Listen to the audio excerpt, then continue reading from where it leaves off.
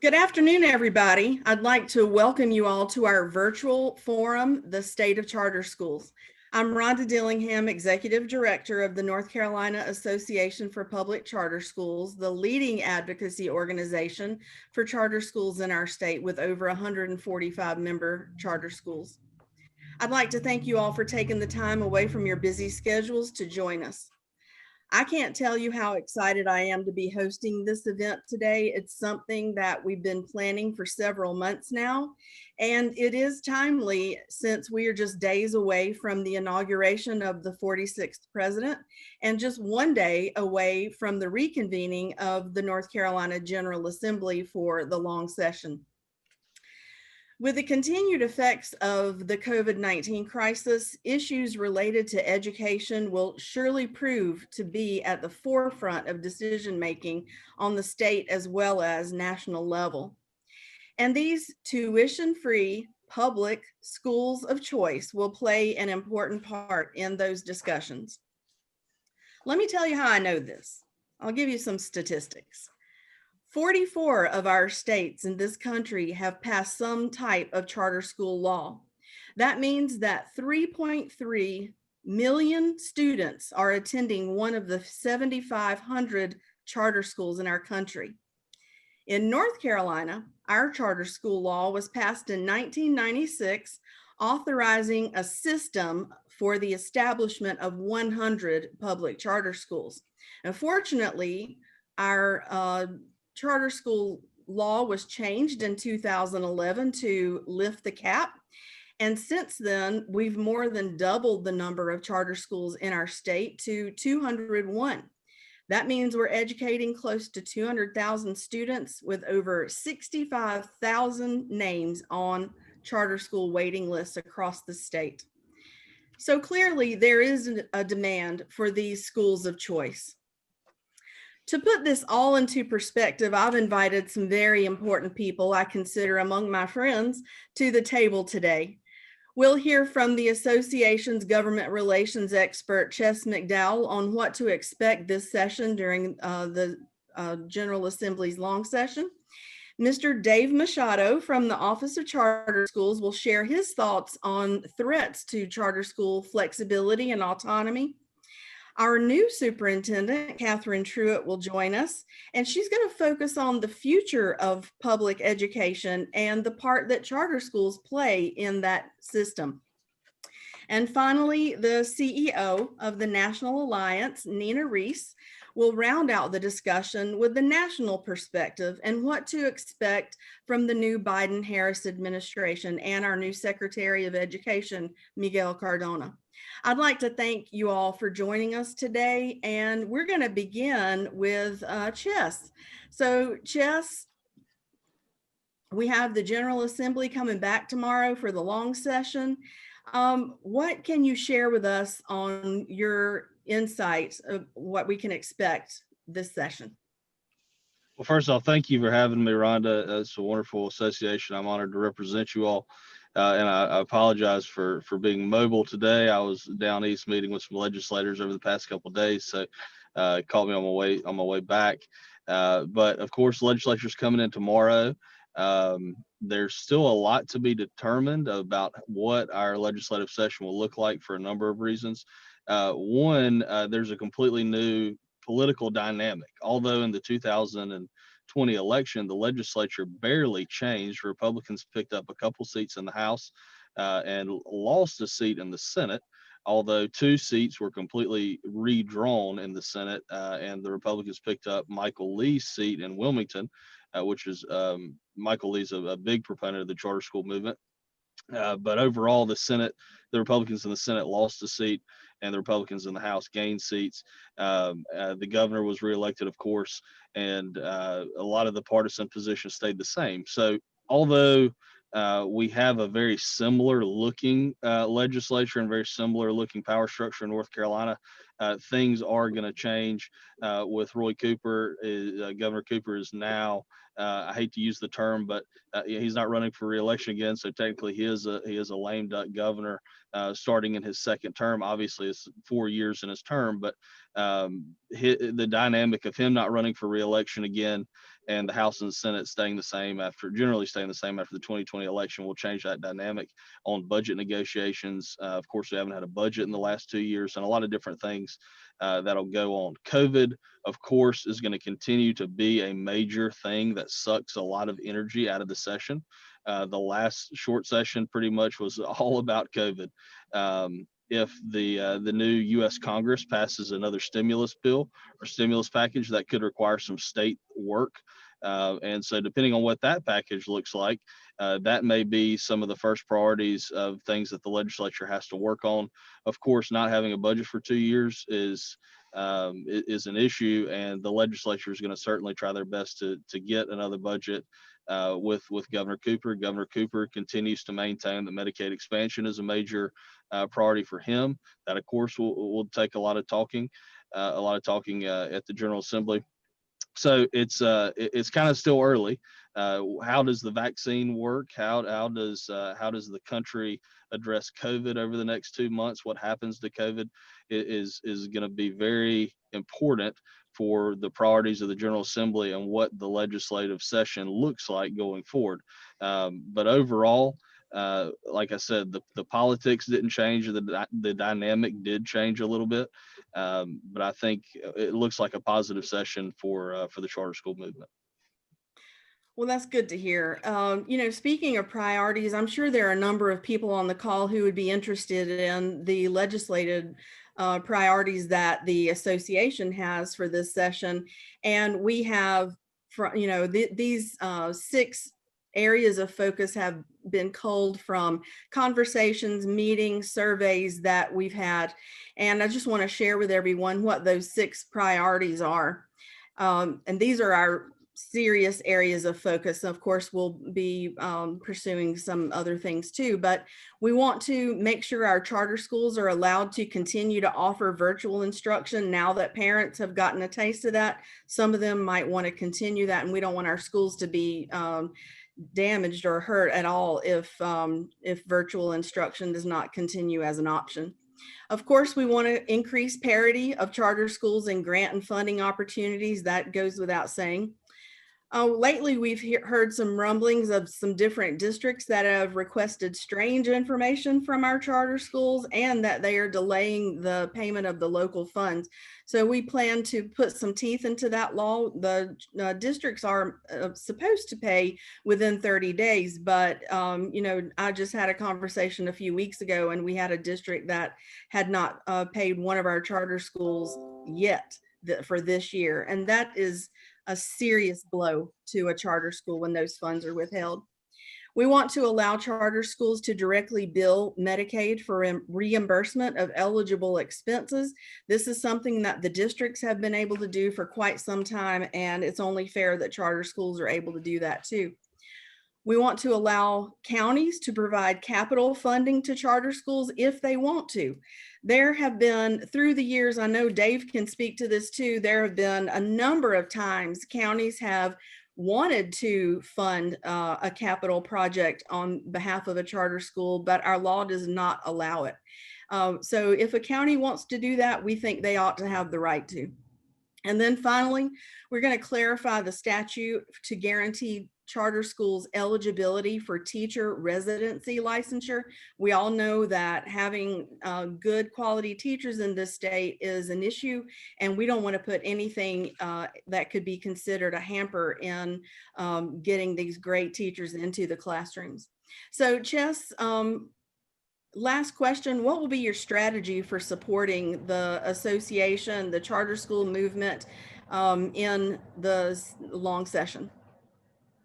Well, each issue is a little bit different. I think that a lot of associations, a lot of industries make a mistake when they focus in on a narrow segment of legislators, whether it be geographically, politically, whatever.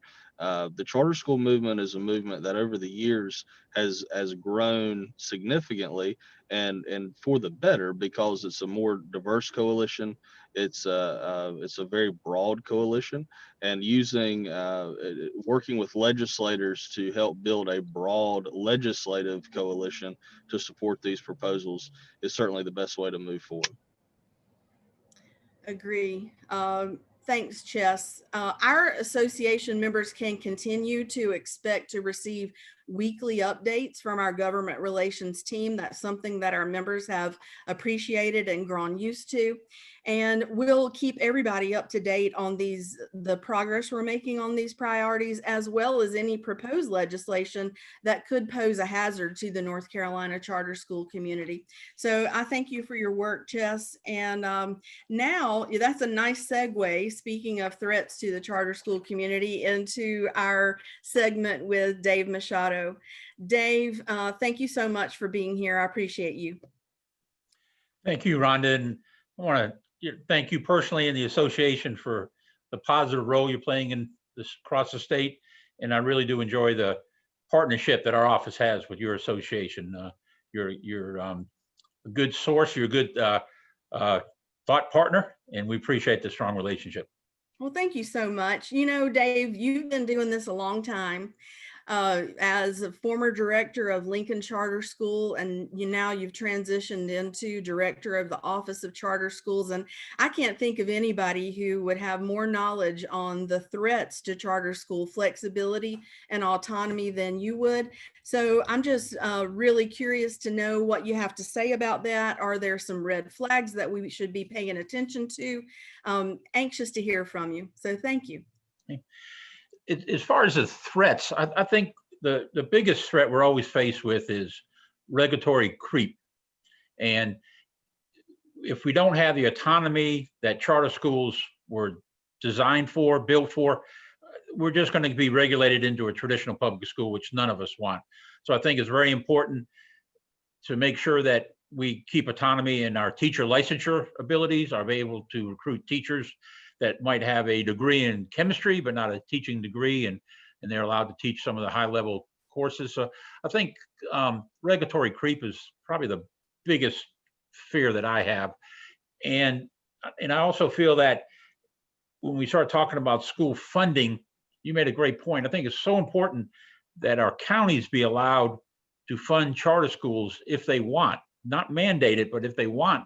And we could get, I think, if we were able to get access to those funds, we would do a better job being able to afford transportation for most of our schools and students. We'd be able to have better facilities, possibly better athletic facilities. So I think that is one of the big legislative wishes that I have, and I'm really glad that's one of your high priorities too.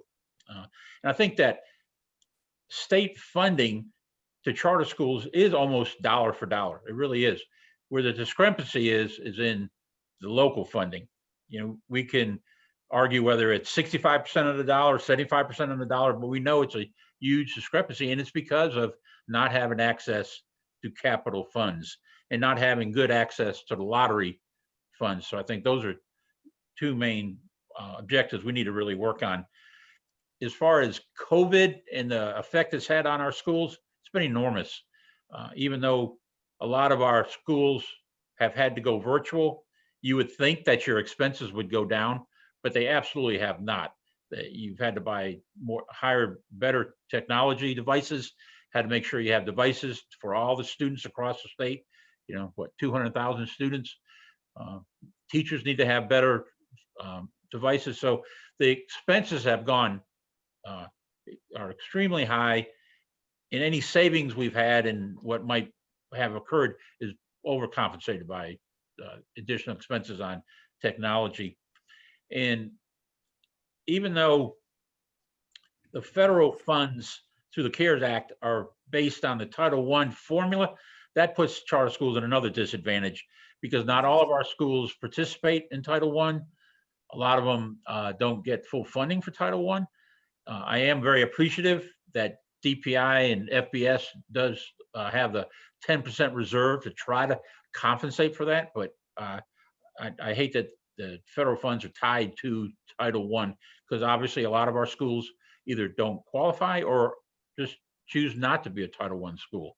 It doesn't mean they're not serving that population, but they chose not to do that. So I think that's another huge issue that we have.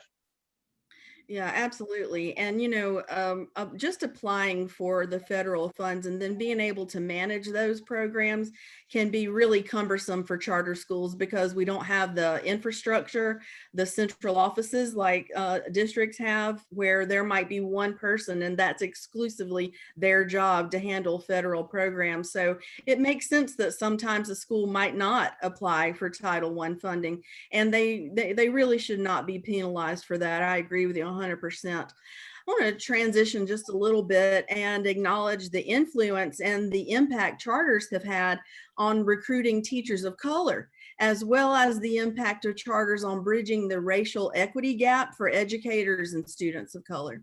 In fact, several months ago, Seth Grinson of the Fordham Institute published his research on the teacher race match in charter and traditional public schools. His findings were amazing. He revealed that North Carolina charter schools are doing a much better job of recruiting a diverse teaching force and are subsequently more likely to match teachers and students on the basis of race. That's something we can be proud of, I think. So what that means is North Carolina charter schools have approximately 35% more teachers of color, and it's 50% more likely that students of color will be matched with a teacher of color as well than in comparison to their public school counterparts. So Dave, I'm just wondering, what steps do you think are needed to ensure that North Carolina continues to lead this charge? Number one is we've got to do a better job telling our own story, because you are exactly right. A charter school student of color has a better chance of being taught by a teacher of color than the traditional public schools in North Carolina. And that is that's just a fantastic, it's not even a statistic, that's a fantastic thing to be able to talk about.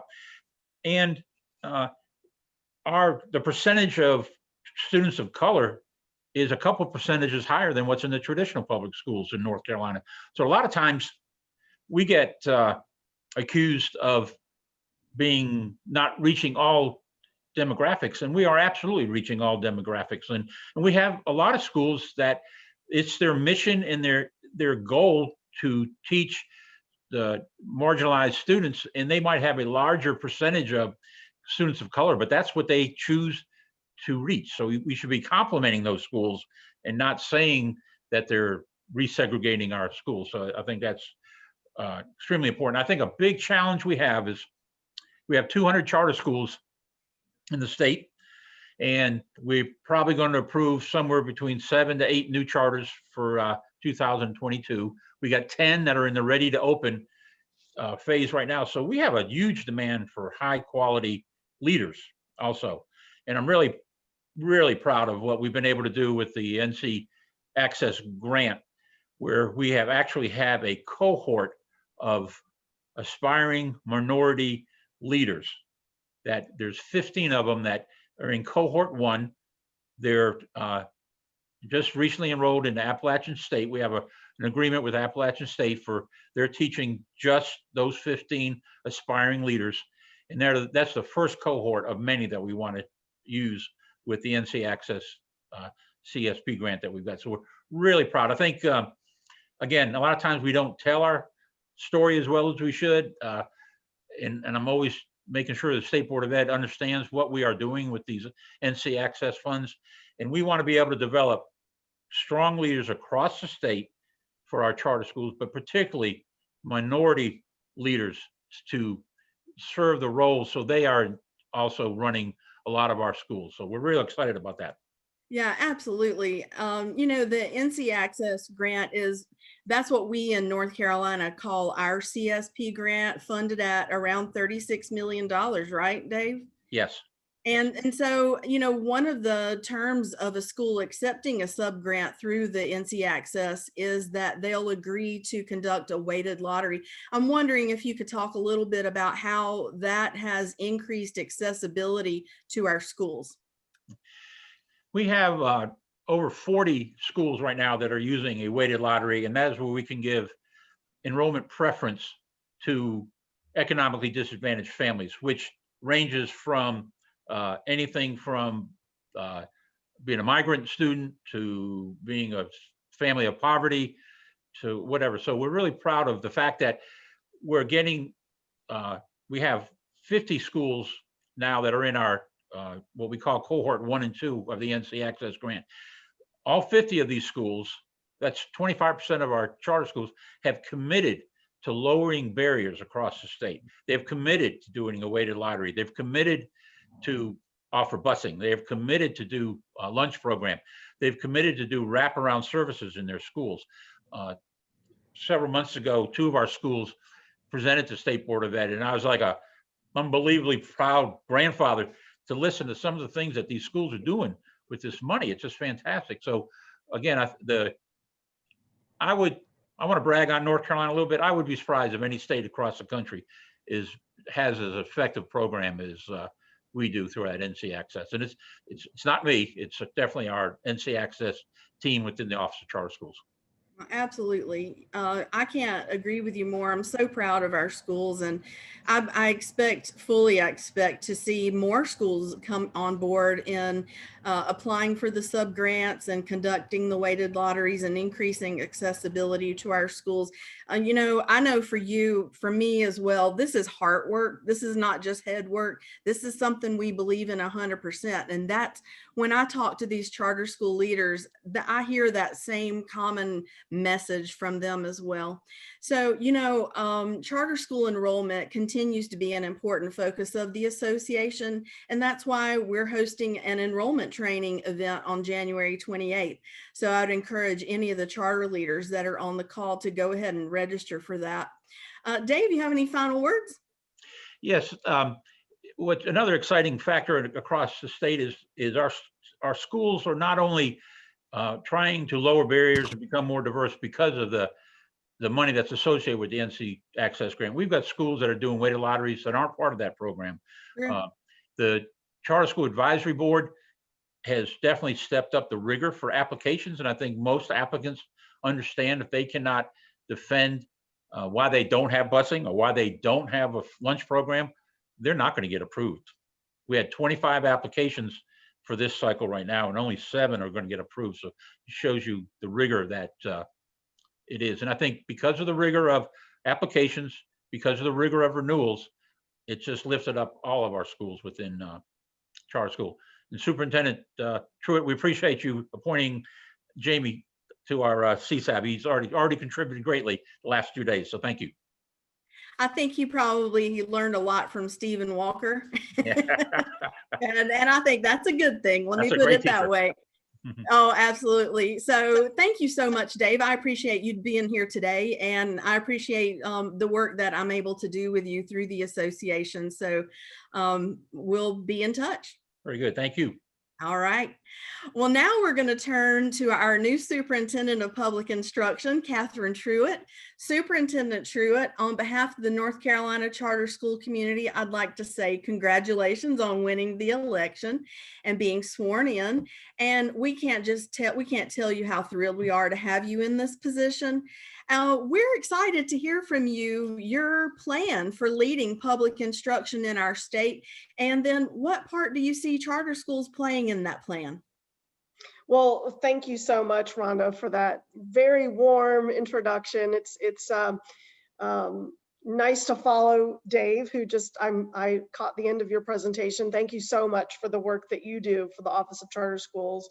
And yes, I'm incredibly excited that Jamie very willingly accepted the role as my designee on the CSAB. Just really excited for that group, that someone with Jamie's depth of knowledge and understanding of school choice and what charters have to offer will be representing the department. It's a really interesting time to, I don't have to tell any of you, to be coming into this role. And what's even more interesting is that I will tell you that my plans for improving outcomes for all kids in North Carolina would be the same whether or not we were coming out of COVID. And that is because 67% of 8th graders in North Carolina do not read nor do math proficiently in our state. And so for me, both the Leandro ruling as well as COVID recovery from learning loss centers around early literacy for kids. And not just early literacy, but we also have to bring up our older students who are not reading proficiently either. And so my North Star for our public school units, which of course includes our charter schools, is that every child in North Carolina must have a highly qualified, excellent teacher in the classroom. And here's where charter schools fit into that. I am of the opinion that a superintendent in an LEA should have the mindset that he or she is responsible for the success of all students in the community. And there are a lot of superintendents who share that view. And when a superintendent shares that view, they then want to collaborate with our charter schools. They want to collaborate with other forms of school choice, like our homeschool families and our private school students. If we take the attitude that collectively we are responsible for the success of all students, students will win. And at the same time, in communities where charter schools are welcome rather than vilified, which is kind of a strong word, but I'm gonna say it. In communities where charter schools are welcomed, there is a spirit of collaboration that permeates down into the student body. And you know, when superintendents distance themselves from school choice, they are doing a disservice to their schools as well as to students in the community. And so I really think that this attitude of inclusivity is catching on. I meet with superintendents all the time who say that. The superintendents that I have hired to be part of my senior leadership team share this vision with me. And again, I am always going to advocate that families do what's best for their child. Wow. Well, first of all, let me say this. As a former high school English teacher, your focus on literacy can't be more spot on, I believe, because we know that the research shows that children who can't read by 3rd grade struggle forever, really, into adulthood. So it's crucial. It's crucial. Reading plays a part in every subject area. So we have to focus on that. And then I have to also say how much I appreciate you packing your team with people who have an openness to school choice, because at the end of the day, you know, again, as a teacher, I have to say, it has to be about students. And Yes. No one knows more what the child needs than the parent. Right. We shouldn't get in the way of being able to allow parents to choose for their students. So thank you so much for that. I'd like to ask you a little bit about the impact of remote instruction since last March. I'm wondering what you see as North Carolina's role to ensure that students that were impacted by remote learning and lack of in-person support are brought up to speed in the 21-22 school year. And that's just assuming that we'll all be back in the classroom. Right. We know that learning loss will be significant. We're the experts are estimating 50% learning loss for reading and 70% for math. We have been awarded by the federal government, by the Department of Education, another $1.6 billion in ESSER 2 funds. Mhm. And what my team and I are going to be working on is, because remember, we don't have regulatory authority over districts and charter schools. So as much as we might like to think that we can tell the schools what to do with the money, that's not the way it works. So we will be putting together a menu of services, vendors, or products, I should say, not vendors, that schools and teachers can use to help start mitigating that learning loss.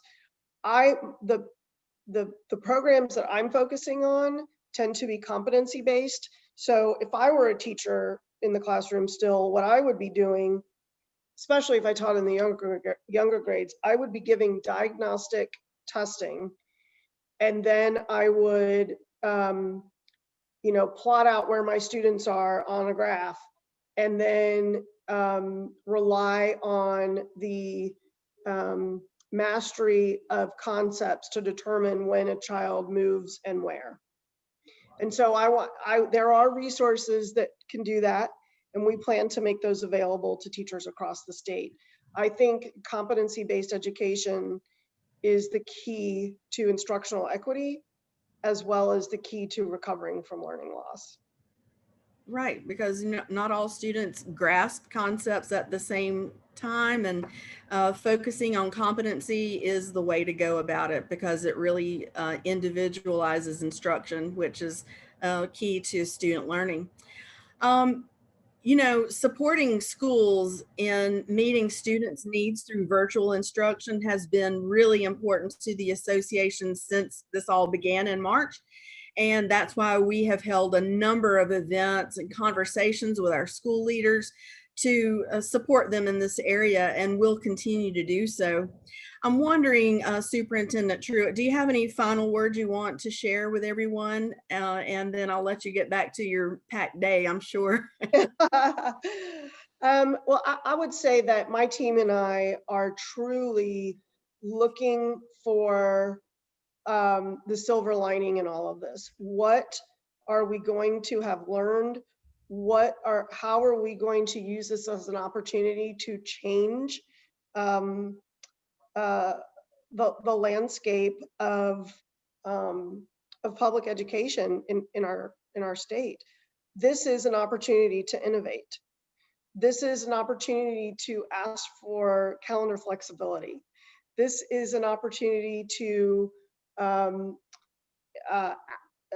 help people embrace something very different, which is competency. If there were ever a time to try new things in the name of innovation and putting students at the center and helping them recover from this learning loss, it's now. And so I look forward to $1.6 billion. I mean, never in my wildest dreams did I ever envision that this would be available. And I mean, it's like another race to the top, without the strings attached. So my parting words are just that as the agency enters into a new and highly productive relationship with the State Board of Education, that we will be working together day and night to support our districts, to support our charter schools through these ESSER 2 funds, and also to innovate in a way that is going to lead to better outcomes for kids. There are really two messages I heard there that make me feel really positive about your administration. And that is, one, you understand the importance of reflection. Every good teacher knows that if you don't reflect, you don't know if you're doing well or not. So you have to. And then second is your approach to being positive about this. You know, we can either look at this situation as a crisis and we can all panic and be scared, or we can look at it as an opportunity. And it is an opportunity. And you're exactly right. It's the time for schools, especially charter schools, to take advantage of the fact that they can innovate and run with it. And, you know, you never know what you're going to do unless you take a chance. So thank you, Superintendent Truitt. I look forward to working with you. Thank you. I feel the same. Thank you to the association for all of your hard work. Oh, it's my pleasure. Take care.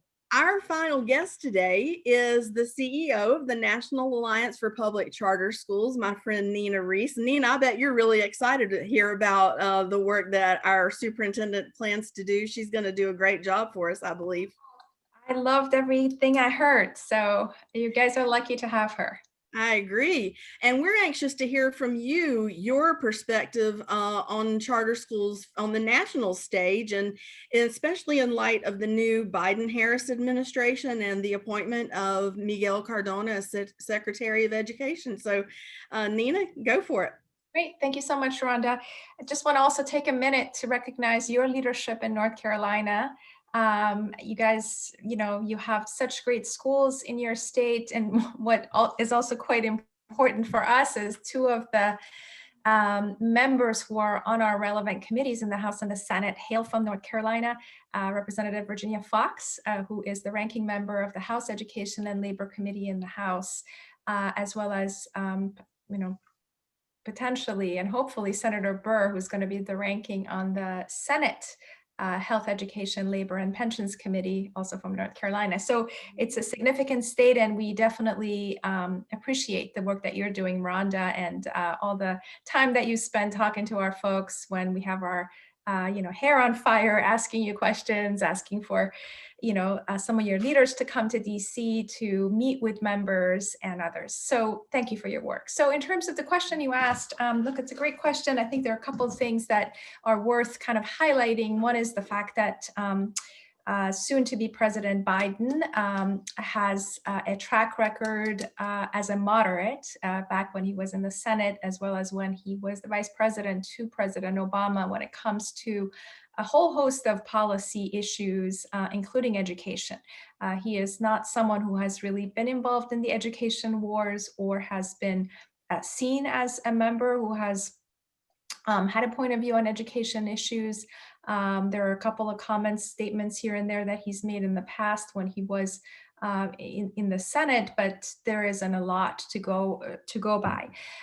With that said, during the campaign, as everyone knows, the influence of progressives was very pronounced when it came to a whole host of issues, including education. And as everyone knows, the Sanders-Biden or the Biden-Sanders task force recommended a number of recommendations to the Democratic Party platform that weakened the Democratic platform stance on charter schools, including provision to get rid of for-profit charters, as well as a provision to give districts greater say in whether a charter school should exist. And there are a bunch of other things. But those are the two main items that are of interest to you guys in North Carolina, since you allow for-profit management of schools, and to anyone who is involved in chartering in any state, because over 50% of our schools are authorized by a state entity and not by a school district. And that's not because districts don't have the power and the say to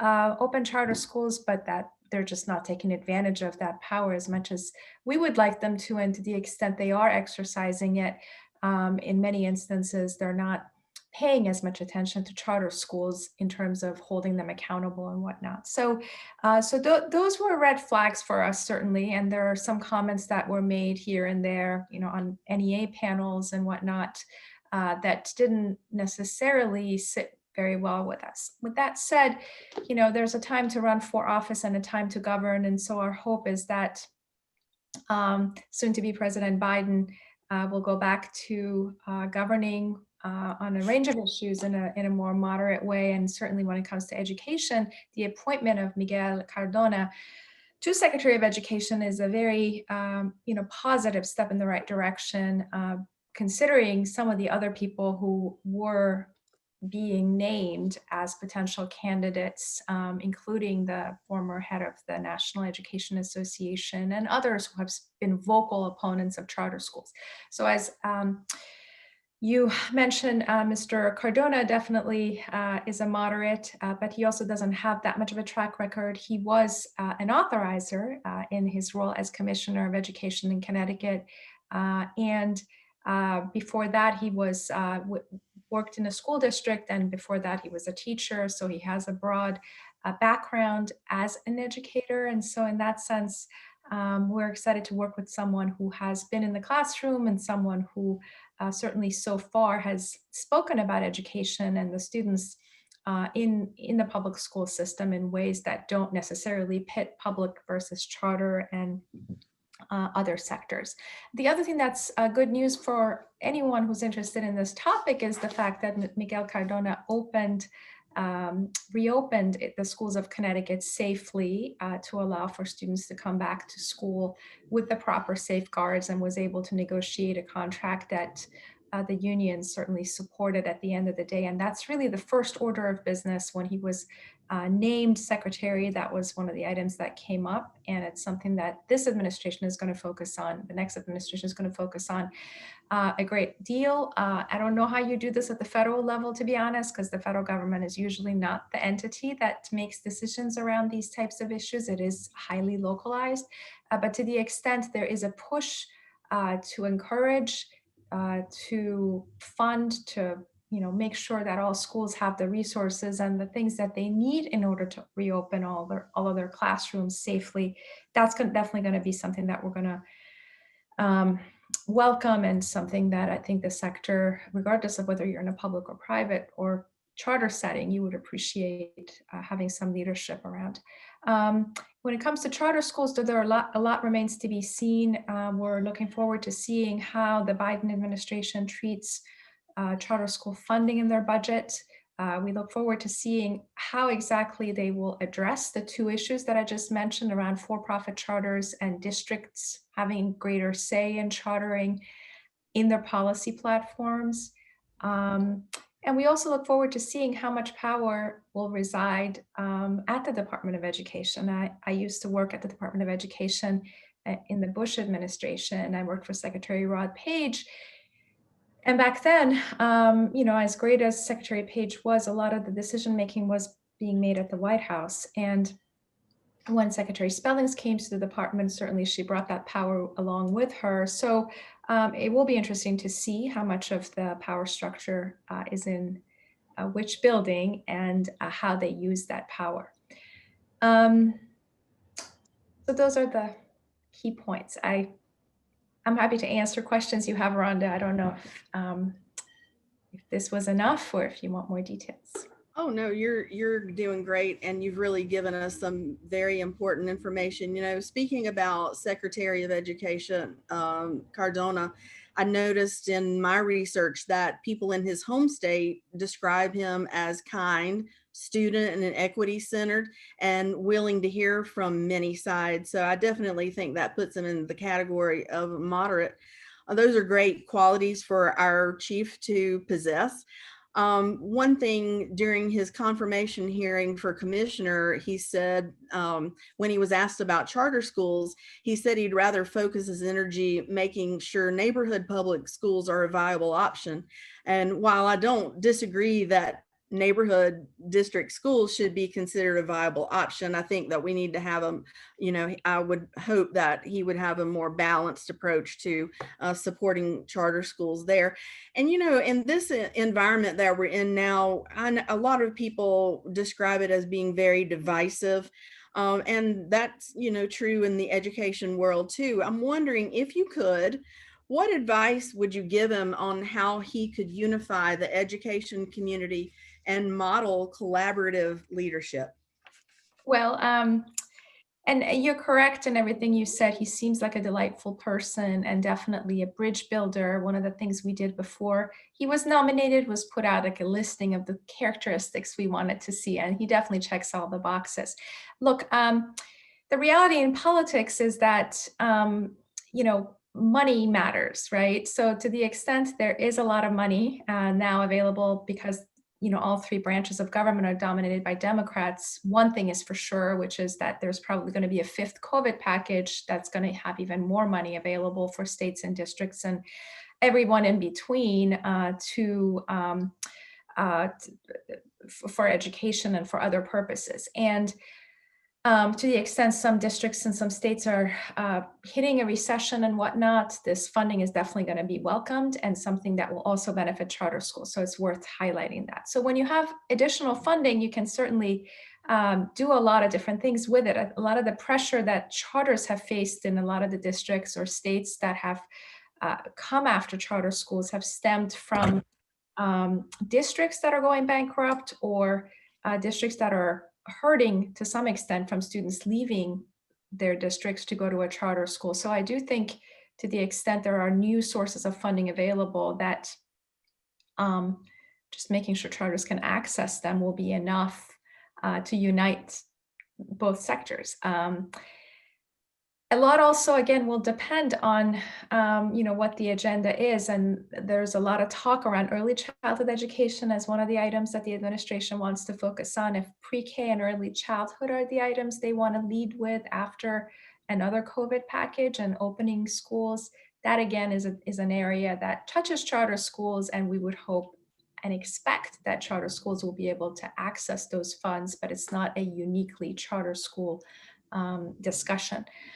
So my hope is that he will, talk broadly about public education by making also sure that charters can access whatever new funding streams are available, and that he won't take the bait on some of the questions that the opposition or the far left progressives want to have around this specific issue, because a lot of individuals know for a fact that at the end of the day, when you're only 6% of the overall student population, which is what the number is at the national level when it comes to charters, you cannot possibly be blamed for all of these problems that are taking place in the traditional system. So I think that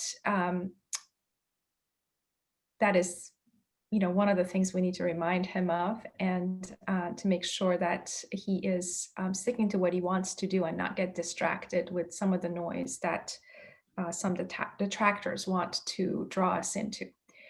The other thing I should just also mention, the greater thing at the federal level, certainly at the Department of Education, is higher education. And that area, certainly, we seem to think everything is about us, and the focus on K-12 is certainly something that we pay the most attention to. But higher education in the Trump administration and under Secretary DeVos's leadership certainly got a lot of attention. There was a lot that she did that undid a lot of what President Obama had done, or the Duncan and King administration had put in place. So I do think a good bit of time is also going to be expended on higher education. So what I'm trying to say is I don't know how much attention charters are going to get, but it's also for us something that we're going to pay 100% of our attention to. And for the sector in North Carolina, we're going to come to you, Rhonda. We're going to ask you to engage the leaders in your space, to engage on our federal calls to action, to come to DC, to meet with your members, and to really try to portray what this movement is about and what it has to offer. Because ultimately, politics is all about what you're doing at the local level and making sure that you're showing or showcasing what the sector is about by bringing the faces and the voices of our leaders, of our teachers, of our alumni, of our families to the forefront. So we're going to be doing a lot more of that. Well, we'll be glad to support you in that way. It reminds me of what our director of Office of Charter Schools said earlier in the call, and that is we need to do a better job of telling our story. We have a lot of positive stories to tell about schools in North Carolina that are working hard to meet the needs of students. And if we need to tell that on Capitol Hill, then we'll be glad to. You just call on me anytime. You know, I know the National Alliance works really hard for charter schools, and I'd just like to take this opportunity to thank you for your work in sustaining the funding for the charter school program, the CSP, at $440 million. Do you anticipate any, any cuts to that, or any thoughts there? Well, yeah, I mean, that's the perennial question. Our hope is that they will not cut us and that they will in fact increase us, because we have such a big story to tell. And so our focus is going to be on safeguarding that program as much as possible and making sure that we have funding available for the growth of charter schools. Everyone who has been in this space knows that the surest way to make sure a charter school doesn't take off properly is by making sure they don't access these types of funding streams. And everyone, again, who has opened a charter school knows that nowadays, this is one of the only sources of funding that can help you with startup costs, because you don't have, unless you have your own bank account or you're connected to a CMO or an EMO, you're likely not able to pay yourself a salary or do anything until you have your seats filled in the classroom. So there is definitely a compelling story to tell about who this is ultimately going to hurt. And we hope that, again, we can bring people from North Carolina and other places to tell the story, but we also have a lot of data that backs up what we know to be true. So our hope is to safeguard it, but there's definitely, this is not something we're taking for granted, because, as I said, the leadership of the House and the Senate in particular, has shifted, and we just have to work with a whole new group of people in leadership roles who are not as committed to charter schools as Senator Burr would have been had he assumed the leadership of the HELP committee. And also on the appropriations side, we went from Senator Blunt from Missouri to, again, potentially Senator Murray again from Washington State, or Senator Shaheen from New Hampshire. And so that lineup is not as supportive of charter schools or as known as being advocates for charter schools as the old guard was. But there is a collegiality. Look, a 50-50 split means you have to work together, and there are definitely strong relationships there to leverage at the full appropriations committee level. Senator Shelby from Alabama is very close to his Democratic counterpart. And so in that sense, we are hopeful that the way senators tend to work with one another, and certainly the way, because soon to be President Biden was a senator himself, that there are going to be more discussions around how to come together and unite the two parties rather than to drive a wedge. We'll certainly be paying attention to that Senate Education Committee appointment, and hoping that Senator Burr is in there, and we'll work hard from North Carolina to support you in your work in the Capitol and on the national level. We'll continue to turn to the National Alliance for Public Charter Schools to remain informed on national issues. So we thank you for keeping us in the loop there. And I want to thank you so much for being with us today, Ms. Nina Rees. Thank you so much, Rhonda. I'd like to thank all of our guests for joining in the discussion on the state of charter schools today. I think we have, from all of our speakers, we have some reasons to be hopeful. But we also know we're going to have to keep our ears to the ground to be protective of the autonomy and flexibility, the funding that charter schools deserve and have been granted by law. So we're going to be paying close attention to that and keeping our members informed, as we always do. To the attendees today, the North Carolina Association for Public Charter Schools is available to discuss issues, concerns, or answer questions about developments that affect charter schools and education as a whole in our state and on a national level. I'd like to encourage everybody to follow us on social media and join us for upcoming events. We have two really important events coming up I'd like to tell you about. Next Tuesday, we're going to have Corey DeAngelis from the Reason Foundation on a webinar, and he's going to talk about myths related to charter schools, and he's going to bust those myths. So register to attend that next Tuesday. And then February 25th, we're going to have NC State University economics professor Dr. Bartley Danielson in a webinar discussing his research on the multiple benefits charter schools bring to the communities in which they are located. That is really, really compelling information, and I encourage everyone to join us there. On behalf of the association, my board, and all of our members, I'd like to thank everybody again for participating, and contact me anytime I can be of service. That's Rhonda at ncpubliccharters.org. Bye-bye, everybody. Thank you, Rhonda. Thank you, Dave. Thanks, Chess. Thank you. Thank you, Rhonda. Thank you, Nina. Bye-bye.